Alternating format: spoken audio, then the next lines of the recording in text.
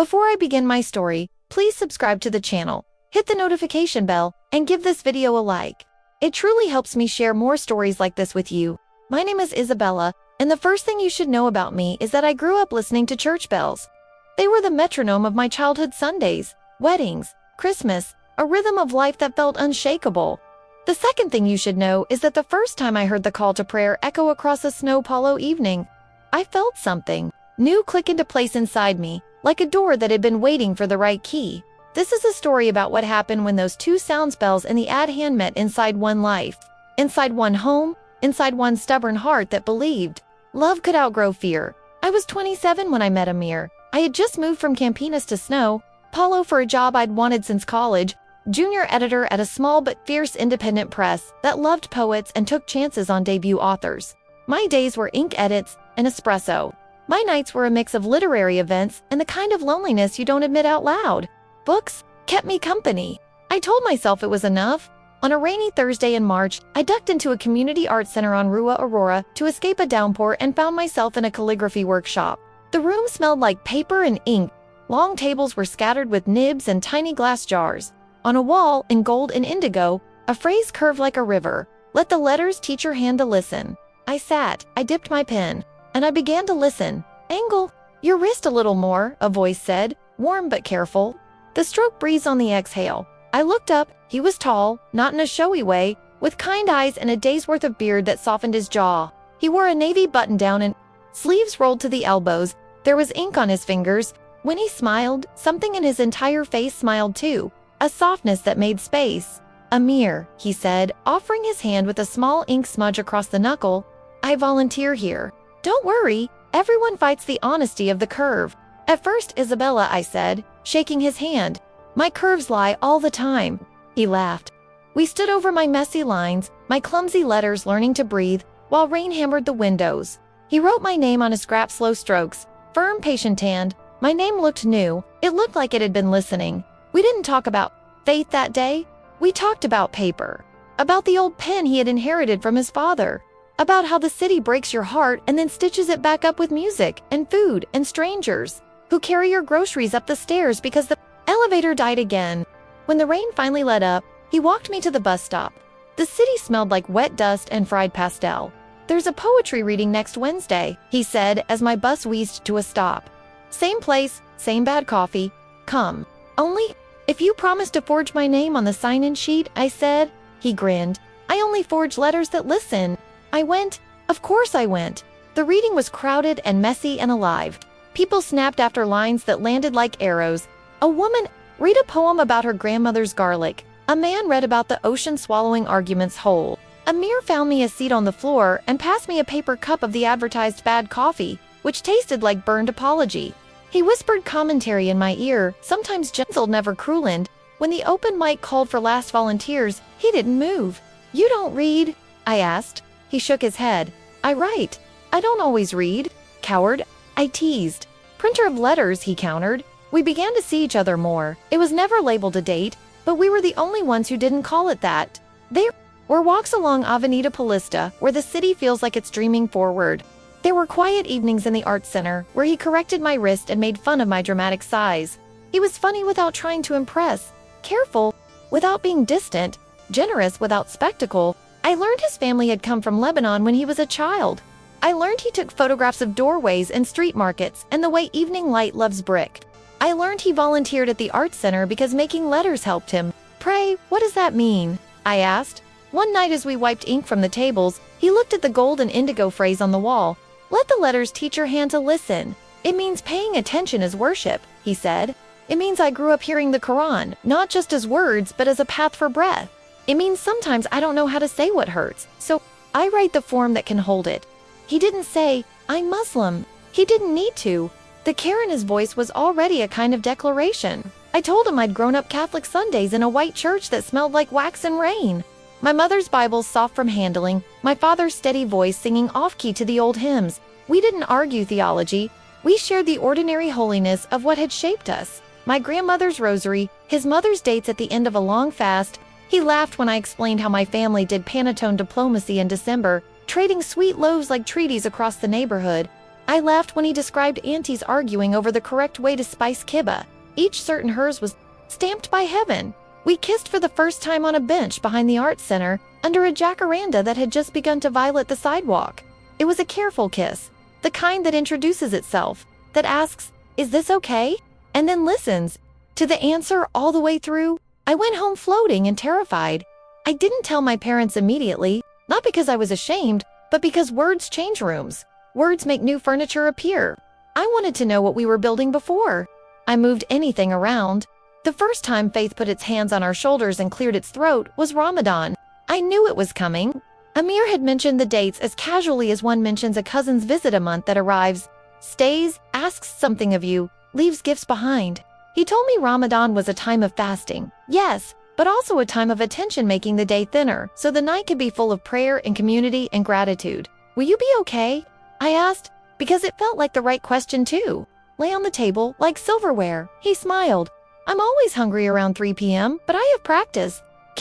Would it be okay if I joined you for iftar one night?" I asked, carefully. "I don't want to intrude." "You wouldn't be intruding," he said. "You'd be invited." The invitation came from his mother Layla in the form of a phone call and the kind of warmth that made me feel my name had been held in her mouth before she dialed. "Amir tells me you like to help," she said. "Voice music with the edges of Arabic and decades of snow. Paulo, come early. We will cook and talk and I will feed you too much." I brought roses. The apartment smelled like cinnamon and lemon, and there was an aunt at every surface chopping parsley, arranging dates, laughing at something half in Portuguese, half in Arabic. Layla hugged me as if we had been circling each other at a party. For years, Anne had just, finally, found the excuse to behave like friends. She tied an apron around my waist and put me in charge of a salad, which seemed wise given the acrobatics happening at the stove. Near sunset, the room quieted. Younger brother spread a simple cloth on the table. Dates were lined up like small moons. Layla explained softly that they broke the fast with water and a date, then prayed Maghrib, then ate. She asked if I'd be comfortable sitting nearby while they prayed. I said yes. My yes felt small and honest. When the first bite of date touched my tongue, I understood something not in my head, but in my body about what it means to wait with others for the same sweetness. After prayers, the room became laughter and plates and the kind of joy that is also relief. Layla piled my plate with soup and rice and meat seasoned like ground sunlight. Amir watched me like handing me his family's food was handing me a key he had kept for years. We washed dishes together. The room hummed with relatives. The windows were full of evening. Layla pressed a container of leftovers into my hands and said, "Next time, bring your mother. We will overfeed her too." That night, lying awake in my apartment with the city rustling like a restless sleeper, I realized I had crossed into a room inside my life I had never known was there. The furniture was unfamiliar, yes, but every chair looked sat in. Every cushion held a story. I wanted to stay. I also knew I didn't live there alone. I told my parents a week later, on a Sunday after Mass, when the kitchen smelled like coffee, and my mother had just cut slices of bolo de fuba with the tenderness of a surgeon. "I met someone," I said, stirring sugar into my cup. My father looked up, eyes crinkled with curiosity. "Do we know him?" "You don't," I said. "His name is Amir. He's a designer. He's Muslim." My mother put down the cake knife with the carefulness of someone putting a glass figurine back on a shelf. "That's new," she said. After a moment, "Is he good to you?" my father asked, straightforward as a hammer. "He's gentle," I said, and felt tears sting, because saying it aloud turned it from a private attribute into a public promise. "He listens. He cooks rice that tastes like rain." My mother smiled despite herself. My father nodded. But a new furniture had appeared in our kitchen, to an invisible chair no one sat in yet, a question with many legs. They met him 2 weeks later. We did neutral territory, a cafe near Luz, where the coffee was good and no ghosts sat at our table. Amir wore a crisp shirt that didn't look like him, but looked like kindness. My father told him a joke about stubborn printers. Amir laughed and countered with a story about stubborn pens. My mother watched the way he looked at me when I spoke, as if he were guarding my sentences while they crossed the street. It went well, and then it didn't. Not that day, not even that week. But good seeds sometimes wake old weeds. My aunt called. My mother and asked if I was safe. A neighbor asked if Amir would try to convert me. At work, a colleague made a comment wrapped like a joke, but full of small poison. I found myself exhausted by explanations, and more exhausted by silence. I asked Amir one night, as we walked home under a sky that was trying to be blue again after rain, "Do people say things to you too?" He nodded. Sometimes, the usual, or they assume you'll convert. Or they ask, with the smile of a dentist, whether our children will be confused. What do you say? Depends, he said. Sometimes I educate. Sometimes I walk away. Sometimes I ask them if they're children. We're never confused and they say yes. And then we both laugh and forget what the question was. We settled into a rhythm that felt like learning a language by immersion. There were mistakes, corrections, jokes that arrived before grammar did. I made feijoada one Saturday and forgot myself, added pork like muscle memory. The next day, I cried over the sink while Amir poured the whole pot into containers for my neighbors. I'm sorry, I kept saying, as if apology could peel bacon from beans. I didn't think. He cupped my face, thumbs gentle. I know you weren't trying to hurt me, he said. We're going to make 20 more mistakes like this, and then we'll still make 20 more. That's what building a home is. I learned my mother's Christmas bacalhau could be halal if I paid attention. He learned my grandmother's canja tastes like permission. I learned to ask questions before assuming. He learned to ask about griefs that sit quiet under jokes. The first real fight came dressed like logistics. Layla asked lightly, like you, test water with a tow weather. If we ever married, we would have a nikah at the mosque, my mother asked briskly, like someone putting a kettle on whether we would marry in the church. Each request wore centuries like a shawl. Each came with love. Each contained a bruise. This isn't just about ceremonies, I told Amir, while we walked the aisles of a grocery store that smelled like cilantro and plastic. It's about whose story is allowed in our house, and whose story is bent, he said softly, placing dates in the cart to make someone else more comfortable. We argued in circles for a week to careful people, using careful voices until the carefulness turned into a wall. Then we stopped talking for 2 days, which felt like the city had lost the power grid. I cooked silent rice. He answered my texts with weather reports. On the third night, we found ourselves on the small terrace outside my apartment, watching a storm gather itself over the city. Lightning stitched a white line between buildings. Somewhere, a siren wailed, then gave up. The air tasted like tin. I don't want you to disappear inside my family's story, I said finally, the words clumsy but true. I don't want to disappear inside yours. We won't, he said. His voice was an exhale. We can't. You're too noisy when you brush your teeth. I laughed despite the storm. He took my hand. What if we have both? He asked. A nikah with my imam and a blessing in your church a priest. Who knows, we come with 2 languages. What if we make promises in both places? What if we make a third ceremony at home where it's just us, where we write what we need in the middle space? Something inside my chest, something rigid and old softened like bread and soup. People will be mad, I said. People are always mad, he said. Let's give them something to talk about when they run out of weather. We told our families together, in a living room that smelled like tea and anxiety. Layla's eyebrows climbed into the sky and then came down again. My mother's mouth tightened and then untightened. My father asked practical questions about chairs. An aunt muttered a proverb about 2 horses and 1 cart. A cousin asked if there would be cake at both, because otherwise, what was the point of any of this? We chose a date in early spring, when Snow Paulo is still deciding whether to forgive summer. The nikah was simple and beautiful quiet carpet, sunlight like honey, voices rising and falling in Arabic and Portuguese. I wore a long ivory dress, with sleeves and a small bouquet of jasmine that kept reminding me I was breathing. The imam spoke about mercy, about how love is a trust you carry with both hands. Amir looked at me as if I were a poem he'd been copying for years and was finally reading. The church blessing came 2 days later. My parish priest, who had baptized me with hair still damp from labor, welcomed us with an ease that felt like paper finally lying flat. He spoke about covenant, about hospitality, about God being bigger than our favorite furniture. My mother cried like a storm and then like sunlight after. Amir's cousins whispered about stained glass and then fell into the silence of a hymn. We wrote a third ceremony for ourselves at home, at the small dining table where ink stains had begun to map our days. We lit 1 candle for each of our families, 1 for the city that had thrown us together like dice, and 1 for the people we would someday love inside our home, children or friends or whoever shows up hungry. We read from the Psalms and from Rumi, from a Brazilian poet who keeps an orange in her bag for luck. We promised to ask before assuming, to say sorry like we mean it and not like we are sneaking past a guard. To fast together sometimes and feast together always, to honor Lent without measuring each other's piety, to honor Ramadan without turning it into a performance. We promised to let our house be a language where both of us recognize ourselves. The world, of course, kept happening. Layla's sister grew sick one winter. We took turns sleeping on hospital chairs. our breaths braided with antiseptic and vending machine coffee. My father slipped on rain-slick steps and broke his wrist. Amir spent a week cooking soups that tasted like patience to bring to my parents' apartment. We fought about money and time and the way I leave cabinet doors open like I'm making a museum of hinges. He forgot an anniversary because he was helping a neighbor whose roof had turned into a sieve. I remembered and decided not to tell him. I remembered until I could do so without turning kindness into a weapon. People asked predictable questions. Some were cruel by accident, some were kind on purpose. Our answers evolved.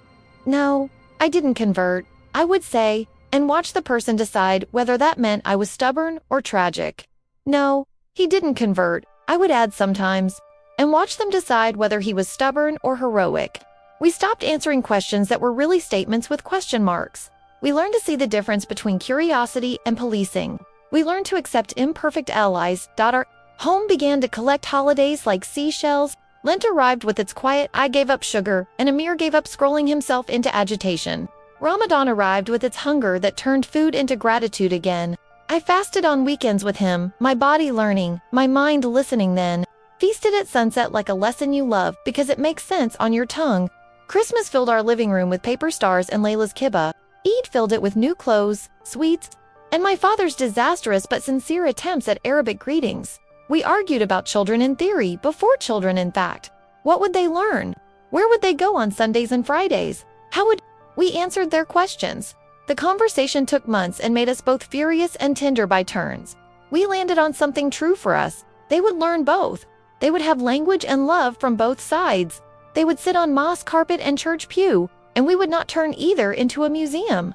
And when they asked us what we believed, we would tell them the truth, which is that we found God most clearly in each other's care. On a Saturday afternoon, 2 years after the ceremonies, I stood in our kitchen humming while stirring a pot of lentils, and realized a song was rising through the open window, bells from the church down the street. At the same time, faint but certain, the call to prayer threaded the air from the small mosque in the next neighborhood. They met in the air like two lines in a poem, then braided, then let go. I put down the spoon and cried not because I was sad but because sometimes gratitude is too big to sit upright. Amir came in, found me crying, pressed a napkin into my hands without asking, then listened the way we promised we would. I heard them together, I said, half laughing. The bells and the call. He leaned against the counter, head tilted, listening to maybe that's what our address sounds like. He said, we still make mistakes. Last week I bought gelatin without checking the label. Yesterday he panicked about a family comment that turned out to be a joke told badly. We still trip over the furniture of two homes, but we also know where the light switches are now. We know which questions we don't need to answer and which we always will. We know how to boil the rice we each grew up with and how to like the others. We know our marriage is not a press release. It is a kitchen, a terrace, a poem copied slowly by hand until it can be read without stumbling. When people ask if it is hard, I tell them yes, like knees learning to garden, like hands learning a new instrument, like breath learning a new pace. Hard and worth it are cousins. They share a face. When people ask what we have given up, I tell them a few things, assumptions mostly, some laziness, a lot of good arguments about who knows God better. When people ask what we have gained, I say, we have gained a home that speaks two languages without apology. And sometimes, when the city is quiet enough, you can hear the bells and the call meet in the air, and you understand that love doesn't flatten difference into one note.